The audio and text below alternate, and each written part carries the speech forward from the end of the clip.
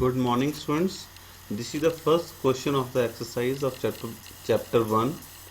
What is the force between two small charged spheres having charges of 2 into 10 raised to power minus 7 coulomb and 3 into 10 raised to power minus 7 coulomb placed 30 centimeter apart in air? मतलब two charges given है और उनके बीच की distance given है and we have to calculate force. The formula of force is F is equal to 1 upon 4 pi epsilon naught Q1 Q2 upon R square. Use this formula, put all values and solve. सिर्फ यहाँ पे देखने वाली बात ये है कि distance is given in centimeters which you have to convert in meters. ठीक है, तो 30 centimeters is equal to 0.3 metre. और नेक्स्ट है कि दोनों चार्जेस जो हैं वो सेम नेचर के हैं, सेम साइन के हैं, then force will be repulsive. Next question. Electrostatic force on a small sphere of charge 0.4 microcoulomb due to another small sphere of charge minus 0.8 microcoulomb in air is 0.2 Newton.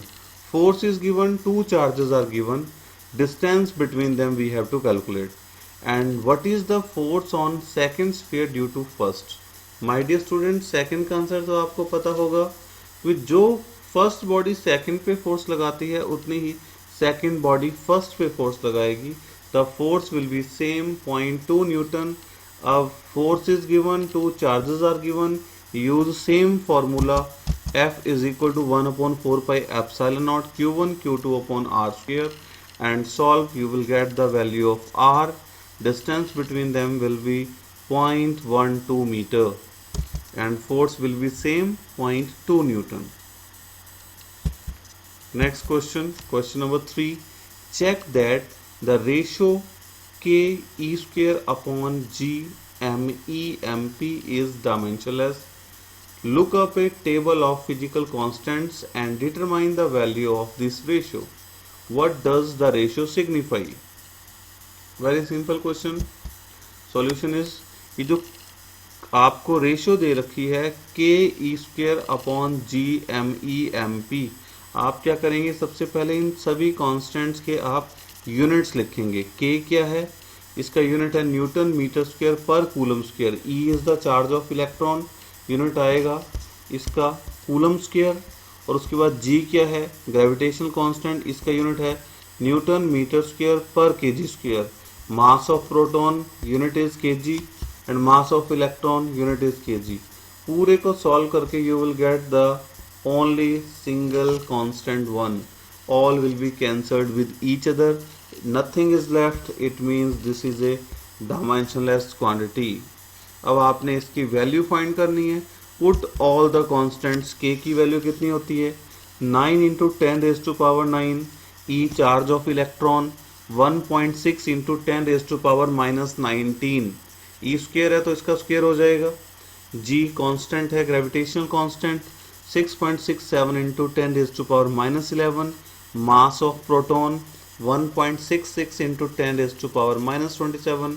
Mass of electron 9.1 into 10 raise to power minus 31. Solve all these and you will get 2.29 into 10 raise to power 39. It is the ratio of electrostatic force to gravitational force between an electron and a proton. This thing you have calculated in the examples. That's all about this question. मतलब सारे constants के पहले units put करके उसको solve करो.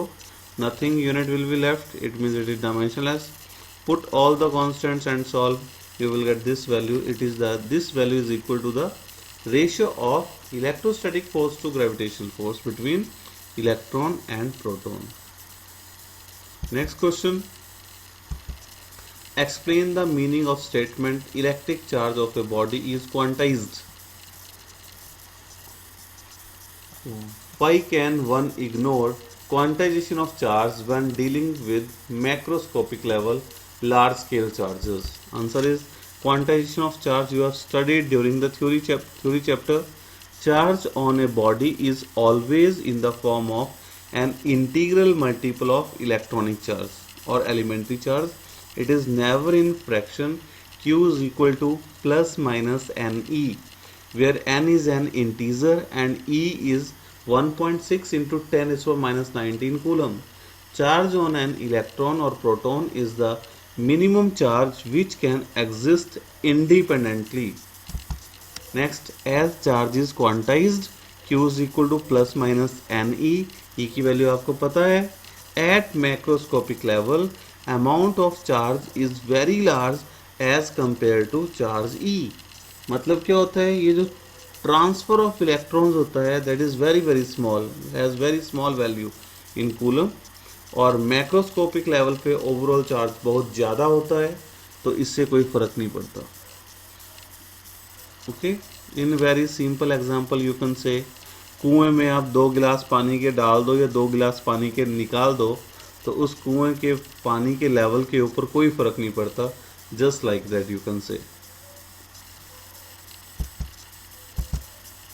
Next question, when a glass rod is rubbed with a silk cloth, charges appear on both. A similar phenomena is observed with many other pairs of bodies.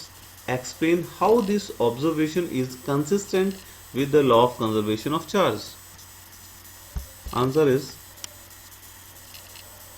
जब आप glass rod को silk के साथ रब करते हो, when two bodies are rubbed with each other, both bodies acquire equal and opposite charges.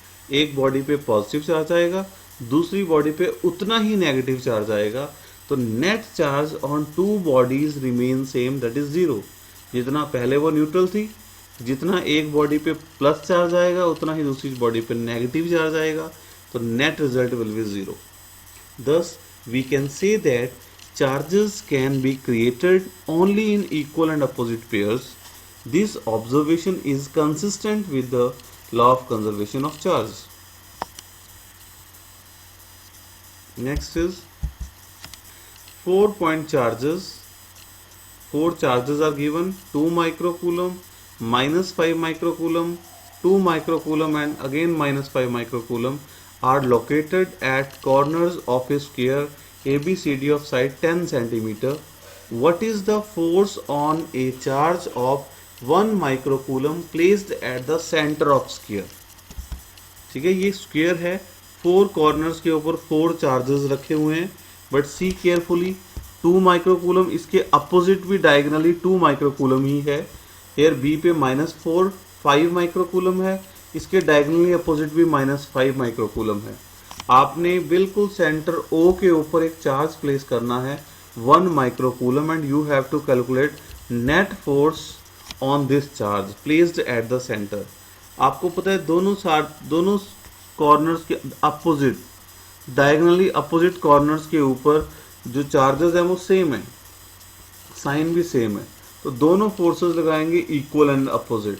इधर भी बी और डी पे जो हैं इक्वल चार्जेस हैं, इक्वल डिस्टेंस है, इक्वल फोर्स लगाएंगे, equal and opposite. So net result, net force will B 0. These two diagonally opposite forces, they will cancel the effect of each other. Net force on a charge of 1 microcoulomb placed at the center of square is 0, because charges diagonally opposite to each other are equal with the same sign, so they will apply equal forces in opposite direction, hence cancel the effect of each other. Next question is, an electrostatic field line is a continuous curve, that is, a field line cannot have sudden breaks. Why? Second question, explain why two field lines never cross each other at any point. The answer of first part is, ठीक है, जो electric field lines होती हैं बोलते हैं continuous curve होती है, उसमें कहीं ब्रेक नहीं होता. An electrostatic field line is a continuous curve because it represents the actual path along which a unit positive charge moves. जिस path पे unit positive charge move करता है, that actual path is the electric field line. A field line cannot have sudden breaks because moving test charge never jumps from one point to another. वो मेंढक की तरह jump करके तो चलता नहीं है कि उसके बीच में ब्रेक आ जाएगा, वो कॉन्टिन्यूस मूव करता है, that's why the electric field line is a continuous curve. Second part का answer, explain why two field lines never cross each other at any point. ठीक है, सी द डायग्राम केयरफुली। आपको पता है किसी भी पॉइंट पे जब हमें इलेक्ट्रिक फील्ड की डायरेक्शन फाइंड करनी होती है तो we draw the tangent to that curve. Let us suppose these two curves are crossing each other. At the point of intersection there will be two tangents. It means there will be two directions of electric field at one point, which is practically not possible, so they will never intersect. Two electric field lines never intersect or cut each other, otherwise there will be two directions of electric field at one point, which is not possible. Next question. 2-point charges 3 microcoulomb and minus 3 microcoulomb are located 20 centimeter apart in vacuum. Vacuum में 20 centimetre distance पे two charges हैं, एक 3 microcoulomb एक minus 3 microcoulomb. तो आपको पता है ये डाइपोल का काम करेगा। What is the electric field at the mid point O of the line A B joining two charges. इन टू चार्जेस को ज्वाइन करने वाली जो लाइन है वो ए बी है, उसके मिड पॉइंट के ऊपर आपने इलेक्ट्रिक फील्ड फाइंड करनी है। और दूसरा एक क्वेश्चन और है, उसको चलो बाद में देखते हैं। तो ये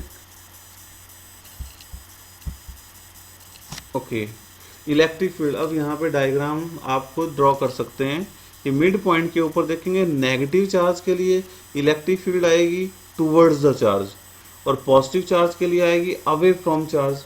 तो दोनों इलेक्ट्रिक फील्ड मतलब मिड पॉइंट पे जो इलेक्ट्रिक फील्ड प्रोड्यूस होगी वो 3 माइक्रोकूलम भी प्रोड्यूस करेगा और माइनस 3 माइक्रोकूलम भी प्रोड्यूस करेगा, और दोनों की डायरेक्शन सेम आएगी तो दोनों ऐड हो जाएंगी। तो net electric field at the mid point O is equal to 2 into 1/4 pi epsilon naught Q upon R square. तो ये Q गिवन है 3 माइक्रोकूलम और R भी गिवन है। Mid point total distance 20 centimetre है, मिड पॉइंट की बात करेंगे तो 10 सेंटीमीटर। सेंटीमीटर को मीटर में कन्वर्ट करना है तो 10 सेंटीमीटर की जगह डिस्टेंस आ जाएगी 0.1 मीटर। ओके, फिर इसको सॉल्व करके you will get the answer 5.4 into 10⁶ Newton पर कूलम अलोंग ओ बी। मतलब ए पे पॉजिटिव चार्ज है, बी पे नेगेटिव है, तो सेंटर से टूवर्ड्स द नेगेटिव चार्ज। अब आपको पता है इलेक्ट्रिक फील्ड जो होती है वो टूवर्ड्स द नेगेटिव चार्ज होती है and away from positive charge होती है, तो डायरेक्शन आएगी अलोंग ओ बी। अब आगे आपने क्या निकालना है, इसमें आपने निकालना है force. If negative charge of magnitude 1.5 into 10⁻⁻9 coulomb is placed at that point, what is the force experienced? F is equal to Q E, charge negative is given, E आपने फाइंड किया, दोनों को मल्टीप्लाई करके you will get the force and direction will be along O A. अब देखो जब आप negative charge वहाँ पे मिड पॉइंट पे प्लेस करेंगे तो वो डायरेक्शन कहाँ हो जाएगी, नेगेटिव चार्ज को पॉजिटिव चार्ज अट्रैक्ट करेगा, नेगेटिव चार्ज को नेगेटिव चार्ज रिपेल करेगा, तो away from negative charge towards the positive charge, तो direction will be O A. Next, a system of two charges QA and QB, एक वही है 2.5 into 10⁻⁻7 coulomb और दूसरा है -2.5 into 10⁻⁻7 coulomb. Again this is a dipole located at points 0, 0, -15 centimeter and 0, 0, +15 centimeter respectively. What is the total charge and electric dipole moment of the system? अब total charge तो आपको पता है, एक पॉजिटिव चार्ज है एक नेगेटिव है, तो net charge will be equal to 0। Total charge of the system is 0। और दूसरा आपने निकालना है electric dipole moment. Electric dipole moment का फॉर्मूला है P is equal to Q into length.